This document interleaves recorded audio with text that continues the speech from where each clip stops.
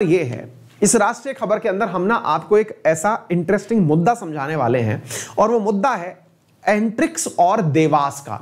एंट्रिक्स और देवास, ये साथियों विवाद क्या है ये आज आप हमसे सीखेंगे। देवास और एंट्रिक्स की कहानी क्या है, क्या हम आज डिस्कस करेंगे। लेकिन उसको डिस्कस करने से पूर्व मैं आपके सामने एक विषय जिसको हम चर्चा में ले रहे हैं, क्यों हम इसे पढ़ रहे हैं। National company law appellate tribunal ने कहा है कि देवास एंट्रिक्स एग्रीमेंट एक फ्रॉड था। देवास एंट्रिक्स एग्रीमेंट एक फ्रॉड था, ऐसा अपीलेट ट्रिब्यूनल ने कहा है। अब आप पूछेंगे कि यह क्या था, कौन सी चीज है जो फ्रॉड है। साथियों ये वो चीज है जिसके बारे में आप लोग इसरो के ऊपर आज तक सवाल अगर कहीं उठा है तो वो केवल 2 ही बार उठा है। कहते हैं कि भारत का जो इसरो है, इंडियन स्पेस रिसर्च ऑर्गेनाइजेशन, जिसकी साख इतनी क्लियर है कि यहां से लोगों को यह मैसेज कन्वे किया जाता है कि अगर किसी को प्रोफेशनलिज्म सीखना है तो जाइए और इसरो से सीखिए। यानी भारत की सरकारी एजेंसीज में अगर कोई सबसे ज्यादा प्रोफेशनल होकर के काम करता है तो उसमें इसरो का नाम शीर्ष पर आता है। और साथियों ऐसे इसरो के ऊपर आज तक के इतिहास में, जब से इसरो बना है तब से 2 ही बार सवाल उठे हैं। एक केस आपको मैंने पहले पढ़ाया है, नंबी नारायण का केस, अगर आपको याद हो तो, जिसके ऊपर एक फिल्म भी बनने की बात बताई थी मैंने आपको, नंबी नारायण, जिसमें आर माधवन एक्टिंग कर रहे हैं, एक फिल्म बन रही है, याद होगा शायद आपको। दूसरा जो मुद्दा है जिसमें कभी इसरो का नाम बदनाम हुआ, और इतना बदनाम हुआ कि इस बदनामी में इसरो के एक चेयरमैन को गिरफ्तार तक करना पड़ा। एक ऐसा केस जिसके अंदर इसरो के पूर्व चेयरमैन को गिरफ्तार करना पड़ा और गिरफ्तारी के बाद उनकी जमानत बाद में हुई। ऐसा केस जो आपको समझना इसलिए जरूरी है कि किस प्रकार से जो दिमागधारी व्यक्ति है वो पैसा कमाने के रास्ते ढूंढता है। तो आइए चर्चा करते हैं देवास एंट्रिक्स मसले की। बहुत ही ज्यादा इंटरेस्टिंग है, रोचक है, बताते हैं। सानिए क्या हुआ, मैंने आपको पहले बता दिया, national company law appellate tribunal ने कहा है कि यह फ्रॉड था। फ्रॉड क्या था आइए मैं बताता हूं। साथियों आपके सामने यहां पर 2 चीजें दिखाई पड़ रही होंगी, एक का नाम है देवास और एक का नाम है एंट्रिक्स। एंट्रिक्स को अगर सही से बोला जाए तो ऐसा लगता है जैसे हम बोल रहे हैं अंतरिक्ष। अंतरिक्ष और एंट्रिक्स एक जैसा प्रोनाउंशिएट होता हुआ आ रहा होता है। समझिए कि ये बिल्कुल आप सही सोच रहे हैं। असल में क्या है कि हमारा जो इसरो है ना, ये बेचारा बहुत अच्छे रिसर्च करता है, बहुत सारे सैटेलाइट को अंतरिक्ष में भेजता है। आप में से शायद ही किसी को पता हो, जैसे कई बार पान की थड़ी पर खड़े हुए कुछ वक्ता और ज्ञाता लोग ये कहते हुए पाए जाते हैं, कई बार आप में से कईयों ने सुना भी होगा, यार एक बात बताओ, ये सरकार जो है इतना पैसा इन हवाई जहाजों पर खर्च क्यों करती है, पता चल रहा है इतना करोड़ रुपया इस सैटेलाइट पर खर्च कर दिया, उसका फायदा क्या होगा। इससे अच्छा तो एक हॉस्पिटल बना देते, इससे अच्छा तो यहां हमारी सड़क फूटी पड़ी है ये बना देते, इससे अच्छा तो हमारे शहर में पानी नहीं आता है पानी दिलवा देते। कई लोग पनवाड़ी की दुकान पर खड़ा होकर ज्ञान दे रहे होते हैं। उन ज्ञानियों को यह नहीं पता होता कि जो हम सैटेलाइट भेजते हैं इन्हीं से उनके घर की टीवी चल रही है। हम जो सैटेलाइट भेजते हैं उन्हीं के माध्यम से हमारे टेलीफोन्स चल रहे हैं, इंटरनेट चल रहे हैं, मैं आपकी क्लास ले पा रहा हूं, हमारे मोबाइल के जीपीएस चल रहे हैं, हमारी लोकेशंस पता चल रही हैं, हमारे देश की सेना की प्रॉपर लोकेशन पता चल रही है, बारिश की पूर्व सूचना हो या फिर तूफान की सूचना हो, ये उन्हीं सैटेलाइट की देन है। खैर उनको उनकी तरफ छोड़ते हैं, साइड में छोड़ते हैं। अब जरा सोचिए, आपको अगर मैं ये प्लान दूं कि यार मैं एक ऐसी सैटेलाइट भेजने वाला हूं जिसके बाद तुम एक सैटेलाइट फोन को दुनिया भर में बेच सकते हो। एनीवे, पहले मैं आपको एक और बात समझाता हूं, तब जाकर के आपको ये वाली बात जो मैं आगे बोलने जा रहा हूं ये समझ में आएगी। साथियों आप में से बहुत सारे लोगों ने देखा होगा कि कई बार आपका जो फोन है ना उस पर नेटवर्क नहीं आता है। नेटवर्क क्यों नहीं आता है, और आपको यह पता भी है कि यार टावर नहीं है नजदीक, अगर टावर होता तो नेटवर्क आ जाता। कई बार आप ऊंची पहाड़ियों पर जाते हैं वहां नेटवर्क नहीं आता, कई बार आप समुद्र के बीच में हैं वहां नेटवर्क नहीं आ रहा, रेगिस्तान में है वहां नेटवर्क नहीं आ रहा, फिर आप क्या दुखी होते हैं, टावर नहीं है यार, अगर टावर होता तो नेटवर्क होता। लेकिन क्या आपको पता है जो हमारी सेना होती है इसके पास हमेशा नेटवर्क आता है। क्या आपको पता है जो हमारे सेलर्स होते हैं, जहाज लेकर के जो जाते हैं समुद्र में, इनके पास हमेशा नेटवर्क आता है। अगर नहीं पता है तो मैं बता दूं, इन्हें नेटवर्क देने के लिए हम टावर नहीं लगाते, हम सीधा सैटेलाइट लगाते हैं। इसीलिए ऐसे फोन जो सैटेलाइट से चलते हैं उसे सैटेलाइट फोन कहा जाता है, यानी जिसके लिए टावर की जरूरत नहीं है, सीधा सैटेलाइट से जिसे नेटवर्क पहुंचा दिया जाए वो फोन सैटेलाइट फोन कहलाते हैं। इसलिए यदि आपका कोई मित्र मर्चेंट नेवी में है और वो आपसे जहाज पे से कॉल करके बात कर रहा है तो वो सैटेलाइट फोन से बात कर रहा है। चलिए थोड़ा सा इसे भी साइड में रखते हैं, अब थोड़ा और आगे निकलते हैं। साथियों 2005 की बात है, एक कंपनी थी जिसका नाम था देवास मल्टीमीडिया, नाम बस याद रखिएगा। बेंगलुरु बेस्ड कंपनी थी जिसका नाम था देवास मल्टीमीडिया। इस देवास मल्टीमीडिया को कहीं से यह पता चला, क्या पता चला कि इसरो कोई ऐसी सैटेलाइट छोड़ने वाला है अंतरिक्ष में जिसके छोड़ने के बाद से अंतरिक्ष में सैटेलाइट फोन की व्यवस्था हो जाएगी। यानी कि अगर सैटेलाइट छोड़ दिया गया, उसका नाम था GSAT-6 और GSAT-6A। बोले इसरो एक सैटेलाइट छोड़ने जा रहा है और अगर उस सैटेलाइट के माध्यम से हमारी कोई सेटिंग बैठ जाए तो हम पूरे भारतवर्ष में हर व्यक्ति को सैटेलाइट फोन पहुंचा पाएंगे। अब एक मार के लिए इसे भी साइड में रखते हैं, फिर एक बात और सुनते हैं। साथियों आप में से भी कई लोग ये सुनेंगे या सोचेंगे कि सर एक बात बताइए, मुझे भी इसरो के माध्यम से अपना सैटेलाइट भेजना है, क्या करना होगा सर? तो आपको इसरो की कमर्शियल शाखा में जाना होगा। कमर्शियल शाखा बोले तो वाणिज्यिक शाखा में जाना होगा। क्या बात करने जाएंगे? बोले क्या कमर्शियल शाखा होती है क्या इनकी? बिल्कुल होती है साथियों। असल में इसरो का बाजार में जो निवेश का कार्य करती है या फिर इसरो को जो ऑर्डर लाके देती है वो उसकी कमर्शियल शाखा ही होती है और उसी का नाम एंट्रिक्स है। तो ये जो एंट्रिक्स आप देख रहे हैं ये है क्या? असल में साथियों एंट्रिक्स जो है ये इसरो का बाजार का आउटलेट है, एक दुकान है जहां से इसरो ऑर्डर प्राप्त करता है। आप में से कई लोग ऐसा सुनते हैं कि इसरो ने ब्राजील का एक सैटेलाइट छोड़ दिया, तंजानिया का कोई सैटेलाइट छोड़ दिया, कि गल्फ का कोई सैटेलाइट छोड़ दिया। ऐसा थोड़ी है कि इसरो के वैज्ञानिक जाके मांग के लाते हैं कि लाओ सैटेलाइट दे दो, ऐसा नहीं होता। इसरो की एक शाखा है जिसका नाम है एंट्रिक्स और आजकल एक नई शाखा बन गई है जिसका नाम है इन स्पेस। मैं आगे वाले सवालों में पढ़ाऊंगा उसके बारे में भी। ये लोग ऑर्डर लेके आते हैं दुनिया भर से कि लाओ भाई अगर सैटेलाइट भिजवाना है तो हमारे माध्यम से भिजवा दो, यानी एक प्रकार से आउटलेट है जहां ऑर्डर दिए जाते हैं। ठीक बात। अच्छा अब जोड़ते हैं दो कड़ियों को। एंट्रिक्स के माध्यम से इस दूसरी तरफ जो देवास है इसे यह पता चलता है, एक तरफ देवास एक तरफ एंट्रिक्स। देवास को एंट्रिक्स के माध्यम से यह पता चलता है कि जो इसरो है ये सैटेलाइट का नाम है GSAT-6 और GSAT-6A, इन्हें अंतरिक्ष में भेजने वाला है। यदि आपको अंतरिक्ष में जा रही सैटेलाइट के जो स्पेक्ट्रम है जिसके माध्यम से आप सैटेलाइट का उपयोग पूरे भारत भर में कर पाएंगे तो आपको एक डील दी जाती है। और वो डील क्या थी? डील ये दी गई कि यदि आप चाहते हैं कि आपका भी फोन अंतरिक्ष के अंदर काम करे या अंतरिक्ष के माध्यम से काम करे तो यहां पर एक डील दी गई साथियों। उसका लगभग रेट रखा गया था, मैं एग्जैक्ट फिगर लिख के लाया था, कुछ 363 करोड़ रुपए के आसपास था। आप एक बार लगभग के लिए पकड़ करके चलते हैं। लगभग साथियों 300 करोड़ रुपए के अंदर एक एग्रीमेंट साइन किया गया और उस एग्रीमेंट, हाँ $300 मिलियन है, ठीक है, $300 मिलियन के अंदर साथियों एक एग्रीमेंट साइन किया गया। और ये साइन क्या हुआ कि आप लोग जो हैं 300 मिलियन ले लो और हमें सैटेलाइट फोन चलाने की इजाजत दे दो। 2005 में ये एग्रीमेंट हो गया। कहानी और इंटरेस्टिंग होती गई। क्या इंटरेस्टिंग हुई जरा आगे सुनिए। 2005 में ये एग्रीमेंट हो तो गया लेकिन किसी को पता नहीं था कि ये एग्रीमेंट हो गया है। आप पूछेंगे सर क्यों, ऐसा क्यों नहीं पता था? आइए मैं इसके बारे में भी बताता हूं। साथियों असल में 2005 में जी माधवन नाम से इसरो के चेयरमैन हुआ करते थे। जी माधवन के नेतृत्व में किसी टीम ने इस अंतरिक्ष के माध्यम से इसको देवास को यह ऑर्डर प्लेस किया था $300 मिलियन में, लेकिन किसी को बताया नहीं। 2009 में ये जो जी माधवन है ये रिटायर्ड हो जाते हैं और इनके रिटायर्ड होने पर 2010 में के राधाकृष्णन नाम से नए इसरो के चेयरमैन बनते हैं। 2010 के अंदर जब के राधाकृष्णन इसरो के चेयरमैन बनते हैं तो इन्हें पुरानी डील के बारे में पता चलता है। और क्या पता चलता है कि यार इसरो ने किसी एक प्राइवेट कंपनी को जिसका नाम है देवास मल्टीमीडिया, उसको सैटेलाइट के अधिकार बेच दिए। यार ये तो गलत किया, क्योंकि सैटेलाइट फोन अगर सबके पास हो गए तो फिर देश की आंतरिक सुरक्षा के तो मतलब वारे न्यारे हो जाएंगे, खराब हो जाएगा मामला।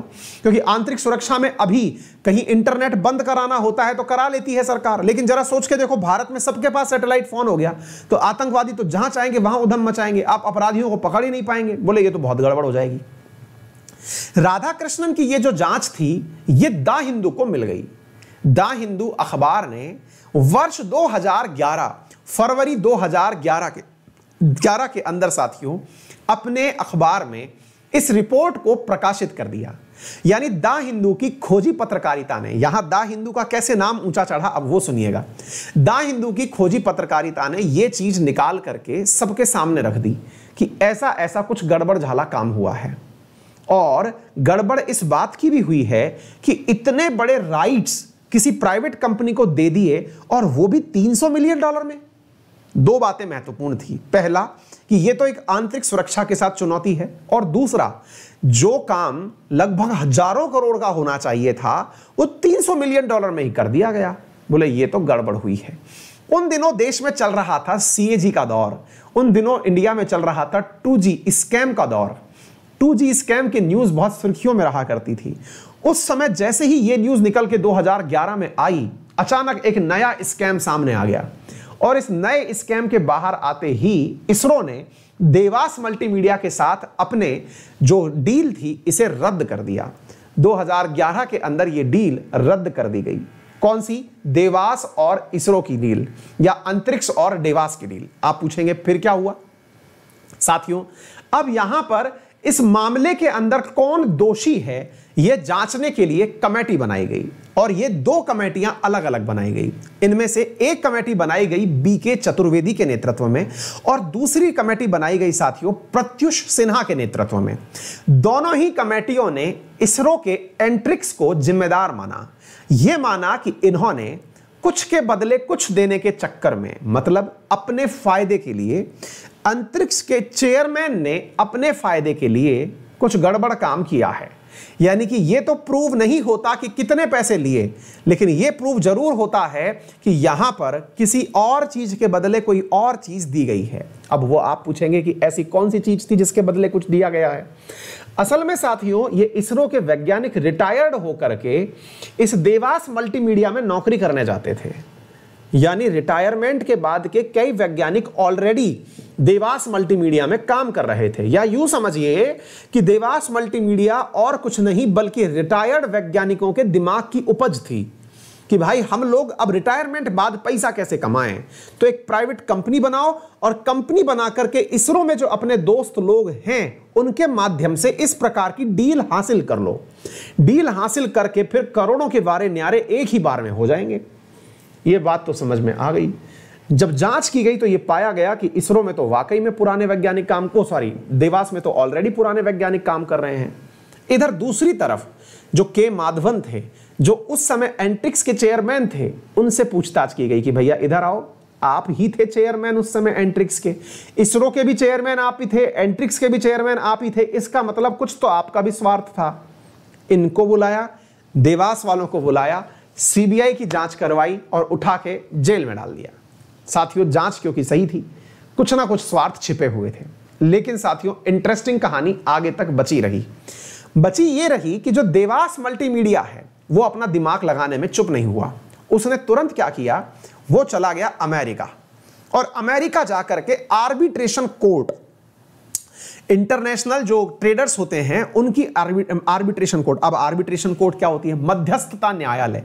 मध्यस्थता न्यायालय भारत के अंदर एक ऐसा कंसेप्ट है कि यदि कोई कंपनी भारत सरकार से पीड़ित है तो जरूरी नहीं है कि कोर्ट में शिकायत करे, वो कोर्ट की शिकायत की जगह आर्बिट्रेशन सेंटर भी जा सकती है, जैसे मध्यस्थता न्यायालय कहते हैं। ये देवास यहां से उठा और अमेरिका चला गया, और वहां जाकर के वहां की मध्यस्थता न्यायालय में भारत सरकार के खिलाफ और इसरो के खिलाफ केस कर दिया, और कहा, जैसे वोडाफोन ने किया, याद करिए, जैसे वोडाफोन ने इंडिया के खिलाफ किया, केएनस एनर्जी ने किया, देवास ने भी वैसा ही किया। देवास ने भारत के खिलाफ केस कर दिया और क्या कहा कि साहब देखिए, इन्होंने पहले तो $300 मिलियन ले लिए मुझसे, और 2011 में मेरा ऑर्डर रद्द कर दिया। भाई मेरी गलती थोड़ी है, गलती तो इसरो की है, मुझे देना ही नहीं चाहिए था। मैंने क्या गलत किया? मैं तो प्राइवेट कंपनी हूं, हमेशा अपना फायदा चाहूंगी। ये बात तो उसकी भी सही थी। तो साथियों, ऐसी स्थिति के अंदर देवास ने भारत पर जो क्लेम किया, आप जानकर के आश्चर्य करेंगे, उसने भारत सरकार से डिमांड किया जो पैसा था वो था 4435 करोड़ रुपया। यानी कि मेरा जो कुल लॉस हुआ है, आर्बिट्रेशन कोर्ट ने इस केस को सुना और 2015 में अमेरिका की मध्यस्थता न्यायालय ने भारत के खिलाफ फैसला देते हुए कहा कि 4435 करोड़ रुपए इसरो को लौटाने होंगे देवास को। फिर आप पूछेंगे कि फिर क्या हुआ? फिर साथियों, ये 4435 करोड़ की जो कहानी थी, जो देवास को लौटानी थी, इसमें एक क्लॉज और जोड़ दिया गया। क्लॉज ये था कि अगर सरकार पैसा नहीं लौटाती है तो 18% इंटरेस्ट रेट देना होगा हर साल के हिसाब से। अब ये कितना होता है साथियों? 2020 तक ये पैसा बैठ गया 1.2 बिलियन डॉलर। ब्याज पे ब्याज, चक्रवर्ती पर चक्रवर्ती चढ़ता चला गया। ये हो गया 1.2 बिलियन डॉलर देवास का। आर्बिट्रेशन कोर्ट का फैसला क्या भारत सरकार मानेगी? इसको मनवाने के लिए देवास ने दिल्ली हाई कोर्ट का रुख किया, क्योंकि आर्बिट्रेशन कोर्ट फैसला दे सकती है। लागू करवाने के लिए आपको इंडियन कोर्ट आना ही पड़ेगा। जैसे कि अमेजन आया था, अगर आपको याद हो तो सिंगापुर की कोर्ट ने जो फैसला दिया उसको लागू कराने के लिए अमेजन दिल्ली हाई कोर्ट आया था और दिल्ली हाई कोर्ट ने अमेजन के पक्ष में फैसला दिया था। एग्जैक्टली ऐसे ही देवास ने एग्जैक्टली यही रूट फॉलो करते हुए दिल्ली हाई कोर्ट का रुख किया और कहा कि देखिए, आर्बिट्रेशन कोर्ट ने इसरो को दोषी ठहराया है। दिल्ली हाई कोर्ट भरी बैठी थी। उसने कहा, सुनो बेटा, तुम निकल लो यहां से पतली गली से, तुम फालतू में हमारे सामने गलत चेहरे मत दिखाओ, तुम ही अंदर थे और तुम ही बाहर थे। ऐसी स्थिति में तुम्हारा जो डील है ये हम नहीं करेंगे, तुम जाओ national company law appellate tribunal के अंदर। अब ये क्या चीज है साथियों? भारत में कोई भी कंपनी बने, जैसे मेरी कंपनी है अवस्थी कंसल्टेंसी प्राइवेट लिमिटेड, अब अगर ये कंपनी कुछ भी गड़बड़ करती है या कोई मेरा एम्प्लॉय जिसने मेरे खिलाफ शिकायत कर दी, तो वो कहां जा सकता है? वो जा सकता है नेशनल कंपनी ट्रिब्यूनल में। नेशनल कंपनी एक्ट ट्रिब्यूनल यानी भारत का अपना ट्रिब्यूनल है। आप वहां मेरे खिलाफ शिकायत कर सकते हैं। अगर मेरी शिकायत को उसने ट्रिब्यूनल ने नहीं सुना तो उससे ऊपर होता है अपीलेट ट्रिब्यूनल। आप वहां जाकर के अपील कर सकते हैं कि सर देखिए, इनके खिलाफ शिकायत करने आया हूं, ये सुन ही नहीं रहे। ऐसी स्थिति में जो देवास है वो पहले गया ट्रिब्यूनल में। ट्रिब्यूनल ने देवास के खिलाफ यह कहा कि बेटा तुम ना एक नंबर के फ्रॉड आदमी हो, हम मतलब तुमको बता दें, तुम हो फ्रॉड। बोले हैं, क्या कह रहे हो? बोले हाँ, FRAUD, तुम फ्रॉड हो। बोले आपने बेइज्जती कर दी हमारी, हम जाएंगे national company law appellate tribunal में, आपसे बड़े वाले में जाएंगे, उसके पास जाकर के हम आपके खिलाफ शिकायत करेंगे। बोले जाओ जाओ, इज्जत से जाओ। उस national company law appellate tribunal की न्यूज आज आप पढ़ रहे हैं। उसने भी यही कहा, तुम हो फ्रॉड। क्या कहा है? सुनो बेटा, why did NCLAT term Devas Antrix agreement as fraud? इसने भी बड़े शब्दों में इसे फ्रॉड कहा। बोले अब ज्यादा 3-2-5 किया ना तो अंदर और डाल देंगे। ठीक है, अब निकल लो यहां से। तो भैया कुल जमा बात यह है कि मैंने इस पूरी कहानी में, जो पूरी कहानी की तरह आपने सुनी, इसमें आपको बहुत अच्छे से देवास और एंट्रिक्स का मैंने एक ऐसा अनएक्सप्लेन्ड आपकी कहानी स्पष्ट कर दी है। बहुत सारी बातें, यानी एक प्रकार से समझिए 2005 से लेके 2021 की स्टोरी आपने 15 मिनट के अंदर अंदर शायद सुन ली होगी। तो उम्मीद है आप सभी साथियों को ये स्टोरी जानकर के मजा आ गया होगा। वीडियो को एक बार लाइक कर दो, चैनल को सब्सक्राइब कर दो, सेशन को शेयर कर दो। ठीक है, अब तथ्यात्मक बातें की जाएं तो आज सबसे बड़ा फैक्ट जो याद कर सकते हैं वो क्या है? पहला फैक्ट, वर्तमान स्थिति क्या है? क्या अंतरिक्ष आज भी काम करता है? बिल्कुल काम करता है, और अंतरिक्ष आज भी काम कर रहा है। और इस समय इसके CMD जो हैं उनका नाम है राकेश शशिभूषण। अगर याद करना हो तो कर लीजिएगा। नंबर 1 बात। दूसरी बड़ी बात, कोई चेंजेस हुए या नहीं हुए? माधवन जमानत पे बाहर आ गए, लेकिन उसके बाद क्या हुआ? उसके बाद सरकार ने यह निर्णय लिया कि अब इसरो के चेयरमैन को इसका चेयरमैन नहीं बनाएंगे। किसका? एंट्रिक्स का चेयरमैन नहीं बनाएंगे। सरकार ने अच्छा निर्णय लिया। तीसरी चीज जो हुई वो थी कि आपको यह समझना चाहिए national company law appellate tribunal क्या होता है। GSAT हमने भेजा। हाँ, आप में से कई लोग जानना चाहेंगे सर GSAT का क्या हुआ, है ना? वो स्पेस के फोन का क्या हुआ? सैटेलाइट फोन लेना था हमें, उसका क्या हुआ?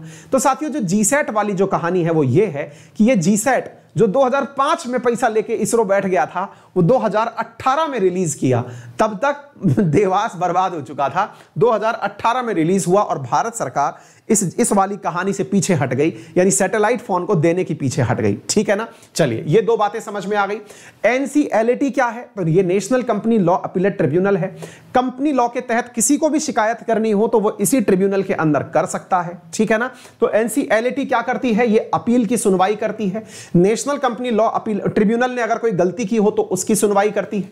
इसके अंतर्गत कौन बैठते हैं? इसके अंदर जजेस बैठते हैं, जो सुप्रीम कोर्ट लेवल के जजेस होते हैं वो लोग बैठ करके इन सारी बातों को सुनते हैं। इनके अंदर एक व्यक्ति तो ऐसा होता है जो हाई कोर्ट का जज होता है या जुडिशियल मेंबर रहा होता है। इसके अलावा ऐसे लोगों की यहां पर विशेष टीम बिठाई जाती है जो कि मामलों के 15 साल से जानकार होते हैं। जो यहां का चेयरमैन होता है वो या तो जज सुप्रीम कोर्ट होता है या रिटायर्ड पर्सन होता है, यानी कि ये जज के लिए, यानी ये अपने आप में एक कोर्ट ही है जो कि कंपनी लॉ को एक्टिवेट करने का कार्य करती है। एनसीएलटी इससे नीचे वाली संस्था है। तो उम्मीद है आपको यह बात अच्छे से समझ में आ गई होगी जो मैंने आपको बताई। जब अगर बात की जाए एनसीएलटी की तो उसमें हाई कोर्ट का जज होता है, वो चेयरमैन होता है। डिस्ट्रिक्ट जज जो होता है वो उसके मेंबर्स में होता है और एडवोकेट होते हैं। तो एनसीएलटी में तो सुप्रीम कोर्ट का जज आ जाता है और एनसीएलटी के अंदर हाई कोर्ट का जज आ जाता है। ठीक है ना। तो उम्मीद है आपको एनसीएलटी और एनसीएलटी के बीच में अंतर समझ में आ गया होगा। इससे बड़ी संस्था होती है अपीलेट ट्रिब्यूनल, जिसके अंदर यह कहा गया, इसने भी फ्रॉड कहा, इसने भी फ्रॉड कहा। ठीक है ना। अपने आप में कोर्ट की कहानी है। बहुत अच्छे से मैंने आपको समझाने का प्रयास किया है। मैंने आपसे कहा था कि अगर आज तक इसरो की साख पर कभी दाग लगा है तो वो 2 ही बार लगा है। एक तो नंबी पेरियार का जो मामला था, नंबी नारायण का मामला था, हालांकि उसमें नंबी नारायण दोषी नहीं पाए गए। जासूसी का मामला था, मैंने बहुत बार पहले भी सुनाया है, गूगल करके सुन लीजिएगा। और दूसरा मैंने एक वीडियो बना रखा है, कौन है नंबी नारायण, अगर आप चाहें तो उसे सुन करके देख लीजिएगा। टेक्निकल टीम अगर आपको वो वीडियो मिल जाए तो उसे पिन कर दीजिएगा। और दूसरा ये वाला मुद्दा हो गया। यही 2 मुद्दे हैं जिन्होंने आज तक इसरो की छवि को चोट पहुंचाई है। बाकी इसरो जो है वो स्वच्छ छवि के लिए जाना जाता है। एक तथ्य और जान लीजिए, और वो तथ्य ये है कि अनअकैडमी पर यूपीएससी के विद्यार्थियों के लिए 13 तारीख से 17 तारीख तक एकदम सरप्राइज प्राइस ड्रॉप किया गया है। एक प्रकार से ये वो प्लानिंग था जिसके अंतर्गत हम आपसे ये कह रहे हैं कि इससे नेवर बिफोर ऑफर, यानी आज तक आपने इतने कम दामों के अंदर सब्सक्रिप्शन कभी परचेज नहीं किया होगा जो आपके लिए उपलब्ध होने जा रहा है। और सबसे मजेदार बात, यदि आपके पास में फिलहाल के रूप में अगर आपके पास धन का अभाव है तो आप अनअकैडमी के माध्यम से लोन फैसिलिटी का भी उपयोग कर सकते हैं। जानकारी के लिए आप हमारे साथ में अनअकैडमी का मोबाइल एप्लीकेशन अपने मोबाइल में इंस्टॉल करके हेल्प एंड सपोर्ट पर भी क्लिक कर सकते हैं। हमारे टेलीग्राम चैनल अंकित अवस्थी सर, डिटेल में भी आपको जानकारी दी गई है, वहां पर कॉल करके आप परामर्श प्राप्त कर सकते हैं, हम आपकी वहां हेल्प कर देंगे। कहने का कुल जमा बात यह है कि आप लोगों के लिए अनअकैडमी में 1 साल का सब्सक्रिप्शन, जिसमें प्रीलिम्स, मेंस, ऑप्शनल में भी 19 ऑप्शनल, 101 टेस्ट सीरीज, 200 से अधिक एडुकेटर्स की क्लासेस, 1 साल तक के लिए जितने भी टीचर्स को पढ़ना है, जितनी भी बार पढ़ना है, लाइव देखना है, रिकॉर्डेड देखना है, 20 किताबें जो कि आपको मतलब लिखित में मिलती हैं, वो सारी चीजें 17 तारीख तक मात्र आपको 46,000 रुपए में दी जा रही हैं। और यदि आपने इसमें 10% का डिस्काउंट और चाहिए तो अंकित 10 रेफरल कोड लगाइए, मात्र 41,000 में आपको अनअकैडमी यूपीएससी का जीएस प्लस ऑप्शनल का सब्सक्रिप्शन दे रही है। यह ऑफर 17 तारीख तक के लिए ही है, उसके बाद प्राइस राइज होने वाला है। यानी कहने का अर्थ यह हुआ कि प्लस का कॉम्बो अब दूसरा अगर 2 साल के लिए आप देखते हैं तो यह मात्र 60,000 रुपए में आपको उपलब्ध हो जाएगा 2 साल का सब्सक्रिप्शन। तो यह नेवर बिफोर ऑफर है जिसमें आपको इतनी सब चीजें मिल रही हैं। अनअकैडमी के साथ में पढ़ने का सबसे बड़ा फायदा यह है कि अगर आप अपने एडुकेटर से बात करना चाहते हैं तो आप लाइव कॉल भी कर सकते हैं। अब तक हमारे चैट ऑप्शन ही हुआ करते थे, अब आप एडुकेटर से सीधी बात कर सकते हैं, अपने डाउट्स डायरेक्ट पूछ सकते हैं। ये सारी फैसिलिटीज आपको अनअकैडमी उपलब्ध करा रही है। वहीं अगर बात करूं मैं यूपीएससी के बाद एसएससी की, तो एसएससी में नेक्स्ट वीक से मेरा नया बैच आने जा रहा है। आप अभी से ज्वाइन कर लीजिए पुराने बैच को, ताकि आप पुरानी क्लासेस को देख पाएं और नए बैच में अकोमोडेट कर पाएं। इस नए बैच के अंदर आपको वर्ल्ड ज्योग्राफी मिलेगी, Indian geography, polity, history, economy, ये सारी चीजें एक ही जगह पर प्राप्त होंगी। इसके अलावा एसएससी कैटेगरी के जितने भी एडुकेटर्स पढ़ा रहे हैं उन सब की क्लासेस आपको एक ही जगह पर प्राप्त हो जाएगी। तो फिलहाल के लिए आपको अपने मोबाइल में अनअकैडमी एडुकेटर ऐप इंस्टॉल करना है और आपको पहुंच जाना है। ठीक है ना। तो उम्मीद है आपको मेरी बात समझ में आ गई होगी प्रॉपर तरीके से। Thank you so much. अपना ख्याल रखें, बड़ों का सम्मान करें, छोटों को प्यार दें।